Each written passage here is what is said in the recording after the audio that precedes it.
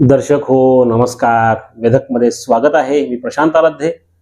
आमचं चॅनल आपलं कसं वाटतं त्या प्रतिक्रिया द्या, सबस्क्राईब करा, लाईक करा, शेअर करा. सध्या विधान परिषद निवडणुकीमुळे सोलापूर जिल्ह्यातलं वातावरण हे चांगलंच ढवळून निघालेलं आहे. आधी उमेदवारीवरनं भाजपच्या प्रचंड उत्सुकता होती आणि बार्शीचे माजी आमदार राजेंद्र राऊत यांना उमेदवारी दिली. यानंतर काही लोकांची नाराजी पुढे आली. यामध्ये प्रामुख्यानं पंढरपूरचे प्रशांत परिचारक, माजी आमदार पंढरपूरचे, भाजपचे बडे नेते, त्यांची नाराजी म्हणण्यापेक्षा त्यांच्या गटातल्या त्यांच्या कार्यकर्त्यांची जी नाराजी आहे ती पुढे आली. त्यांना खूप आशा होती उमेदवारीची, परंतु मिळालेली नाहीये. मात्र भारतीय जनता पक्षामध्ये संयम हा फार महत्वाचा आहे. अशा अनेक नेत्यांची उदाहरणं दिली जातात. माधव भंडारी, केशव उपाध्याय असे अनेक वर्ष जे भाजपमध्ये काम करणारे लोक आहेत, त्यांना आतापर्यंत कधी विधान परिषद वगैरे अशी मिळालेली नाही, त्यांना कोणी संधी मिळालेली नाही, तरी पण ते लोक काम करत राहिली पक्षासाठी म्हणून अशी ती उदाहरणं दिली जातात. आणि भारतीय जनता पक्ष हा सध्या ग्रोईंग पक्ष आहे. देवेंद्र फडणवीस यांच्या नेतृत्वाखाली राज्यात घोडदौड सुरू आहे आणि स्वबळावर सत्ता मिळवायची त्यांना, आणि ते जवळ आलेत. या 2024च्या निवडणुकीमध्ये ते सत्तेच्या स्वबळावर सत्ता स्थापन करण्या इतक्या संख्याबळाच्या जवळ आलेले आहेत. आणि अशा परिस्थितीमध्ये अनेक वेळा ऍडजस्टमेंट करावं लागतात. त्याच्यामुळं जे पक्षामध्ये निष्ठावंत काम करतात त्यांना थांबवलं जातं. प्रशांत परिचारकांचा किस्साही तसाच आहे. त्यांना विधानसभेला थांबवलं गेलं, याच्या अगोदर झालेली जी विधान परिषद होती तेव्हाही थांबवलं गेलं, आणि आता स्थानिक स्वराज्य संस्था विधान परिषद निवडणुकीमध्ये पण थांबवलं गेलं. परंतु परिचारक हे जे आहेत ते एक संयमी राजकारणी आहेत. त्यांचे काका स्वर्गीय सुधाकरपंत परिचारक यांनी सुद्धा संयमाचं राजकारण केलं होतं.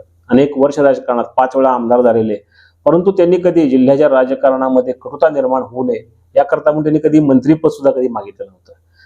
कायम ते मोहिते पाटील या गटाकरता म्हणून ते काम करत राहिले, किंवा त्यांचे निकटवर्ती मोहिते पाटील होते, त्यांच्या पाठीशी त्यांनी आपली ताकद लावली होती. त्यामुळे अनेक वेळा संयमाचं राजकारण, सहकारी संस्थांच्या निवडणुका असतील, सहकारी संस्थांमधले काम असतील, या सगळ्या ठिकाणी स्वर्गीय सुधाकरपंत परिचारक यांनी कायम संयम बाळगला होता. आणि आता त्यांची जी पुढची पिढी राजकारणामध्ये आलेली आहे, प्रशांत परिचारक, यांनाही हे संयम, त्यांची परीक्षा ही संयमावरूनच घेतली जाते. राजकारणामध्ये संयम फार महत्वाचा असतो. अनेकदा मनासारखं घडत नाही तेव्हा त्या गोष्टींना इथं संयमानंच तोंड द्यावं लागतं. एक उदाहरण म्हणून मोहिते पाटील यांचं जर आपण घेतलं तर 2024च्या लोकसभा निवडणुकीच्या वेळी मोहिते पाटील यांनी सांगितलं होतं की रणजितसिंह नाईक निंबाळकर ते तेव्हाचे विद्यमान खासदार होते, ते माढा लोकसभा मतदारसंघात नको, दुसरा कुणीही उमेदवार द्या, आम्ही त्यांच्या पाठीशी आमची ताकद लावतो. मात्र भारतीय जनता पक्षाने ठरवून अगदी पहिले जी 8-10 लोकांची यादी होती त्याच्यामध्ये निंबाळकरांचं नाव, त्यामुळे त्यांचं नाव जाहीर करून टाकलं होतं. मोहिते पाटील नाराज झाले होते. धैर्यशील मोहिते पाटील यांनी पक्षाचा त्याग केला आणि शरद पवार यांच्या राष्ट्रवादीची उमेदवारी घेतली, निवडणूक लढवली. मात्र तेव्हा भाजपचे विधान परिषदेचे आमदार असणारे रणजितसिंह मोहिते पाटील हे तटस्थ राहिले. त्यांना भावाचा प्रचार केला उघडपणे, ना पक्षाचा प्रचार केला. त्याच्यामुळं खूप त्यांच्यावर टीका पण झाली. पुढे विधानसभा निवडणुकीत त्यांची तीच भूमिका राहिली. स्थानिक स्वराज्य संस्थांच्या निवडणुकातही तीच भूमिका राहिली. त्यांच्यावर प्रचंड टीका झाली.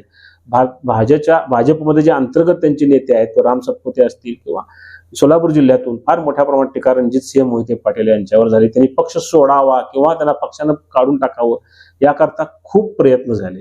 मात्र रणजितसिंह मोहिते पाटील यांनी संयम बाळगला आणि त्यांचे विधान परिषदेची टर्म सुद्धा आता या मे महिन्यामध्ये संपलेली आहे. 12 मेला त्यांची विधान परिषदेची टर्म संपली. ते आता आमदार नाहीयेत, माजी आमदार झाले ते आता.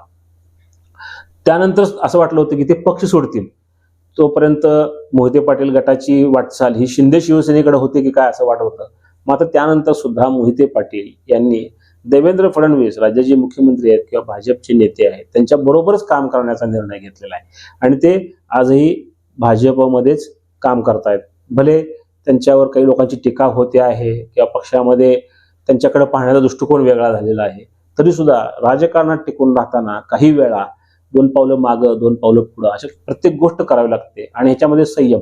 आणि मोहिते पाटील किंवा परिचारक ही जी घराणी आहेत राजकारणामधली, फार जुनी राजकारणी आहेत. यांच्या 3-3, 2-3, 4-4 पिढ्यांचं राजकारण हे महाराष्ट्राने पाहिलेलं आहे.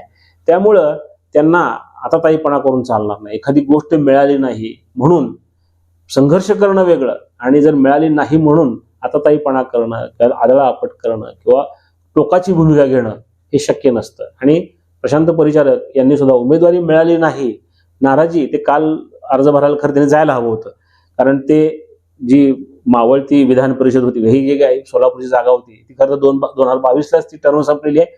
मात्र त्यानंतर स्थानिक स्वराज्य संस्थांच्या निवडणुका झाल्या नसल्यामुळे ही टर्म आता 2026 पर्यंत आली होती. जरी ते माजी आमदार जरी असले तर त्यांच्यानंतर कुठलेही इलेक्शन झालं नव्हतं 2022 नंतर. त्यामुळं खरं तर त्यांनी काल अर्ज भरायला राजेंद्र राऊत यांच्या अर्ज भरण्याच्या ह्याच्यासाठी जायला पाहिजे होते त्यांनी जिल्हाधिकारी कार्यालयात सोलापूरला. परंतु खूप त्यांच्या समर्थकांची पण नाराजी होती, कदाचित त्यामुळे ते तिथं गेले नसावेत. परंतु त्यांनी स्पष्टच केलेलं की सोशल मीडियावर आपल्या लोकांना त्यांनी आवाहन केले की कोणीही नाराजी प्रकट करू नये, पक्षाने आपल्याला भरपूर दिलेलं आहे, पुढे देत राहील. ही संयमाची भूमिका प्रशांत परिचारक यांनीही दाखवलेली आहे. आणि त्यांना माहिती आहे आत्ताची राजकीय स्थिती पाहिली, मोहिते पाटील असतील काय, परिचारक असतील काय, किंवा जे प्रस्थापित नेते आज सोलापूर जिल्ह्यामध्ये अनेक असे राजकारणी आहेत की ज्यांच्या घरात 2-2, 3-3, 4-4 पिढ्याचं राजकारण सत्ता त्यांच्या घरातच आहे.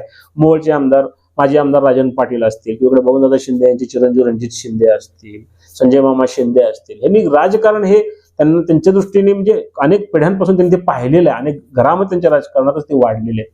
पण ही सुद्धा लोक काही वेळा संयमानेच काम करताना आत्ताची स्थिती जर पाहिली तर भारतीय जनता पक्ष हा सध्या महाराष्ट्रामध्ये अत्यंत अग्रेसिव्ह आहे आणि नवी पिढी भाजपमधली जी आहे त्यांच्या हातामध्ये हळूहळू ही सगळी सूत्र येत आहेत. त्याच्यामुळं काही ठिकाणी जुन्या लोकांवर थोडासा अन्याय होतोय. सोलापूर जिल्ह्यात जर आपण पाहिलं तर आमदार सुभाष देशमुख, आमदार विजयकुमार देशमुख हे मध्यंतरी भाजपमध्ये साईडलाईन मध्येच दिसत होते. खरं तर हे दोघंही भाजपचे सोलापूर जिल्ह्यामध्ये भाजप वाढवण्यामध्ये त्यांचा मोठा वाटा. विजयकुमार देशमुख हे तर पालकमंत्री होते, सुभाष देशमुख हे कॅबिनेट मंत्री म्हणून त्यांनी काम केलेलं आहे.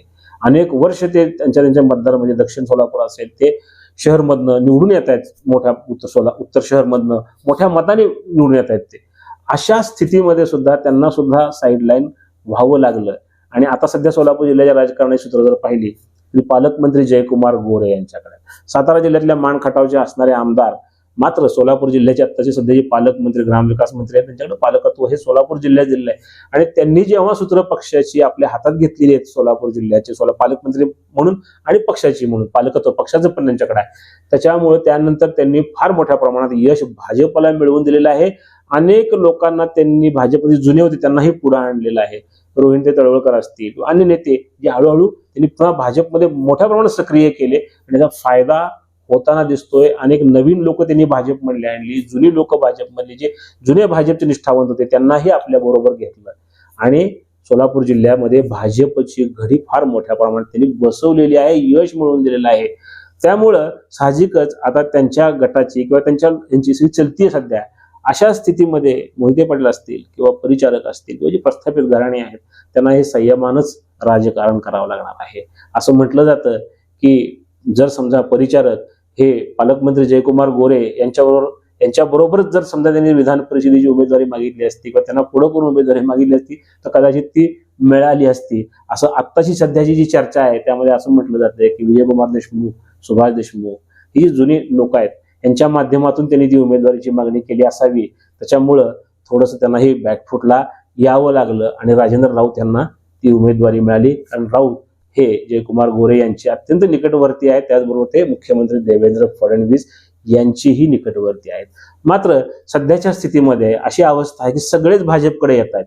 त्याच्यामुळं जी राजकारणातली प्रस्थापित घराणी आहेत त्यांची थोडी कुचंबणा होते, त्यांना न्याय मिळत नाहीये किंवा मनासारखं त्यांच्या होत नाहीये, म्हणून त्यांना भाजप सोडूनही चालणार नाही. कारण त्याचा दुसरा पर्याय सुद्धा तेवढा सक्षम पर्याय सध्या तोही उपलब्ध होताना दिसत नाही. किंवा अन्य राजकीय पक्षांची स्थिती जर पाहिली तर पुन्हा भाजपच बरं अशी म्हणण्याची वेळ येते. त्यामुळं परिचारकांनी दाखवलेला संयम असेल किंवा याच काळामध्ये रणजितसिंह मोहिते पाटील यांनी सुद्धा आपल्या आमदारकीची टर्म संपल्यानंतर सुद्धा भाजप बरोबर राहण्याचा घेतलेला निर्णय जो असेल किंवा देवेंद्र फडणवीस यांच्याबरोबर राहायचा, त्यांची साथ करायची हा जो घेतलेला निर्णय आहे तो स्वागतार्हच मानला पाहिजे. आणि ही इथं संयमाची खरी कसोटी आहे. नमस्कार.